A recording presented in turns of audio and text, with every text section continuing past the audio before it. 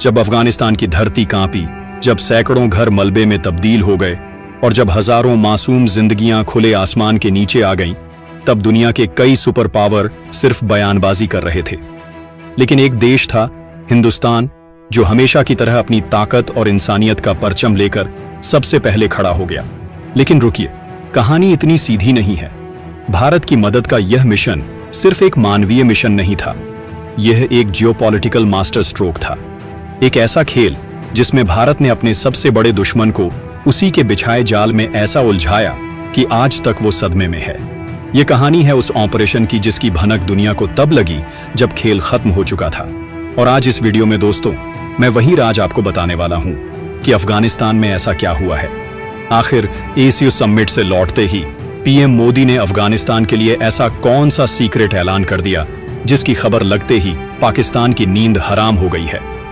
जब पाकिस्तान ने भारत के लिए जमीन और आसमान दोनों रास्ते बंद कर दिए, तो भारत ने काबुल से ही ऐसा कौन सा चक्रव्यूह रच दिया कि लाखों अफगानी बोल उठे, शुक्रिया हिंदुस्तान।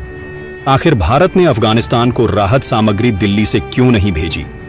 काबुल से भेजने के पीछे मोदी की वो कौन सी खतरनाक रणनीति थी जिसने चीन और अमेरिका तक को सोचने पर मजबूर कर दिया? अफगानिस्तान में भारत ऐसा क्या कर रहा है कि रूस और चीन भी हैरान है, और पाकिस्तान अब इस खेल से पूरी तरह आउट क्यों हो चुका है? दोस्तों, अफगानिस्तान के पूर्वी हिस्से में एक जोरदार जलजले ने सब कुछ तबाह कर दिया। 1400 से ज्यादा जिंदगियां लील ली, 3000 से जख्मी हैं, बच्चे बूढ़े औरतें सब खुले आसमान के नीचे हैं। लेकिन दुनिया बस देख रही थी। तभी दिल्ली में एक फोन घनघनाता है।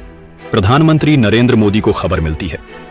बिना एक पल गवाए भारत ऐलान करता है, हिंदुस्तान अफगानिस्तान के साथ खड़ा है। यह सिर्फ एक बयान नहीं था, यह एक वादा था, एक ऐलान था कि चाहे तालिबान की हुकूमत हो या किसी और की, भारत के लिए इंसानियत से बढ़कर कुछ नहीं है। रातों रात ऑपरेशन इंसानियत की तैयारी शुरू हो जाती है। विदेश मंत्री S जयशंकर खुद इस मिशन को लीड करते हैं। 21 टन राहत सामग्री तैयार की जाती है। इसमें सिर्फ खाना पानी नहीं था, बल्कि वह हर चीज थी जो एक उजड़े हुए परिवार को दोबारा बसाने के लिए जरूरी है। कंबल, टेंट, जनरेटर, किचन का सामान, वाटर प्यूरिफायर, स्लीपिंग बैग, दवाइयां, व्हीलचेयर और बच्चों के लिए जरूरत की हर चीज। भारत का इरादा साफ था, हम सिर्फ जिंदा रहने का सामान नहीं, बल्कि दोबारा जिंदगी शुरू करने का हौसला भेज रहे हैं। 1 सितंबर 2025 विदेश मंत्री S जयशंकर एक ट्वीट करते हैं। तस्वीरें सामने आती हैं जिनमें राहत सामग्री अफगानिस्तान पहुंचाई जा रही है। लेकिन इन तस्वीरों ने सोशल मीडिया पर एक नया बवंडर खड़ा कर दिया। लोगों ने एक चीज नोटिस की। जयशंकर ने लिखा था कि मदद काबुल से भेजी जा रही है। बस फिर क्या था? हंगामा मच गया। सवाल उठने लगे कि मदद तो दिल्ली से जानी चाहिए थी, यह काबुल से क्यों भेजी जा रही है? इसके पीछे आखिर क्या गणित है? लोगों ने फरवरी 2023 के ऑपरेशन दोस्त को याद किया, जब तुर्की और सीरिया में भूकंप आया था। तब भारत ने इंडियन एयरफोर्स के विशाल C-17 ग्लोब मास्टर विमानों को सीधे दिल्ली से उड़ाया था। हजारों किलोमीटर दूर भारत ने अपनी फौज, अपनी मेडिकल टीमें और हर तरह की मशीनरी सीधे पहुंचाई थी। तो फिर अफगानिस्तान तो पड़ोसी है, वहां मदद भेजने में ऐसा पेंच क्यों? भारत क्यों अपने विमान नहीं भेज रहा है? सोशल मीडिया पर थ्योरीज का बाजार गर्म हो गया, लेकिन असली कहानी तो कुछ और ही थी, जिसे सुनकर आपके पैरों तले जमीन खिसक जाएगी। जैसे ही भारत ने अफगानिस्तान की मदद का ऐलान किया, पाकिस्तान के हुक्मरानों के पेट में मरोड़ उठने लगी। उन्हें यह बर्दाश्त नहीं हुआ कि भारत अफगानिस्तान में एक बार फिर हीरो बन जाए। पाकिस्तान ने तुरंत अपनी घटिया सियासत का कार्ड खेला। उसने भारत से अफगानिस्तान जाने वाले सभी जमीनी रास्ते बंद कर दिए। मतलब भारत चाहकर भी सड़क के रास्ते ट्रक भरकर मदद नहीं भेज सकता था। लेकिन पाकिस्तान यहीं नहीं रुका। उसने एक और नीच हरकत की।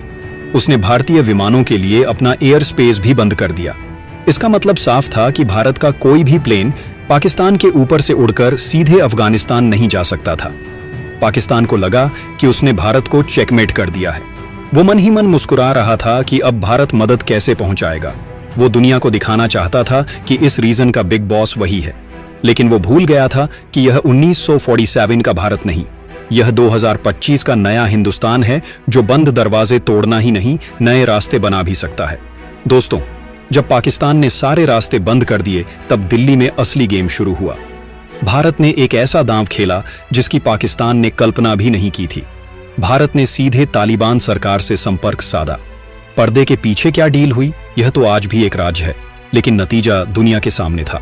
भारत ने अपनी राहत सामग्री को इंडियन एयरफोर्स के विमान से नहीं, बल्कि अफगानिस्तान की अपनी एयरलाइन कैम एयर के विमान से भेजा। जी हां, आपने सही सुना, विमान अफगानिस्तान का, मदद हिंदुस्तान की। यह एक तीर से कई निशाने साधने जैसा था। इससे पाकिस्तान का एयर स्पेस ब्लॉक करने का नियम अपने आप टूट गया। पाकिस्तान देखता रह गया। उसकी सारी प्लानिंग, सारी साजिशें धरी की धरी रह गई और जयशंकर का वह ट्वीट कि मदद काबुल से भेजी जा रही है, वह एक सीधा मैसेज था। इसका मतलब था कि भारत ने पहले ही अपनी मदद का एक बड़ा हिस्सा काबुल पहुंचा दिया था और अब वहां से उसे भूकंप प्रभावित इलाकों में बांटा जा रहा है। यह दुनिया को यह बताने का तरीका था कि देखो, तुमने हमारे लिए रास्ते बंद किए और हमने अपने पड़ोसी के घर में ही अपना बेस बना लिया। इसे कहते हैं जियोपॉलिटिकल चेकमेट। दोस्तों, जैसे ही यह सच्चाई सामने आई, सोशल मीडिया पर जो लोग पहले सवाल उठा रहे थे, वही लोग भारत की तारीफों के पुल बांधने लगे। अफगानिस्तान के पत्रकारों और लाखों आम लोगों ने भी भारत का शुक्रिया अदा किया। उन्होंने दुनिया को बताया कि कैसे पाकिस्तान ने इंसानियत के रास्ते में दीवार खड़ी करने की कोशिश की, लेकिन भारत ने उस दीवार को फांदकर मदद पहुंचाई। यह सिर्फ राहत सामग्री नहीं थी, यह एक संदेश था कि भारत और अफगानिस्तान के लोगों का रिश्ता किसी सियासत का मोहताज नहीं है। भारत ने दुनिया को दिखा दिया कि वह सिर्फ ताकतवर ही नहीं, बल्कि समझदार भी है। जब नेपाल में भूकंप आया, तब भी भारत सबसे पहले पहुंचा।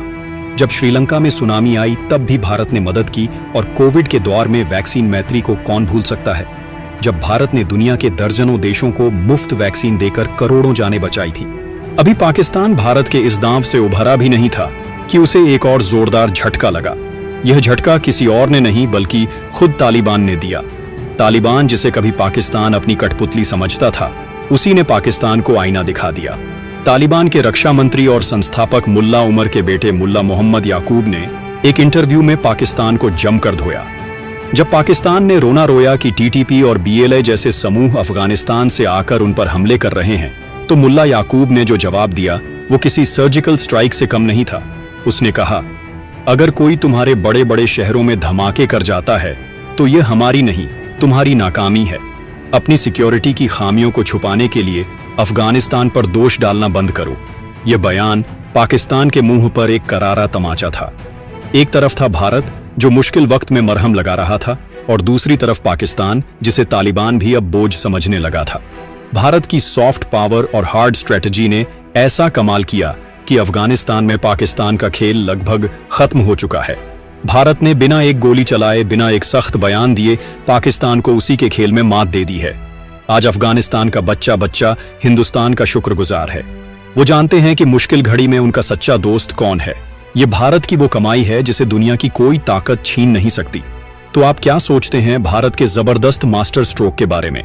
क्या आपको एक ऐसे देश का नागरिक होने पर गर्व है जो दोस्ती भी निभाता है और दुश्मनों को उनकी औकात दिखाना भी जानता है?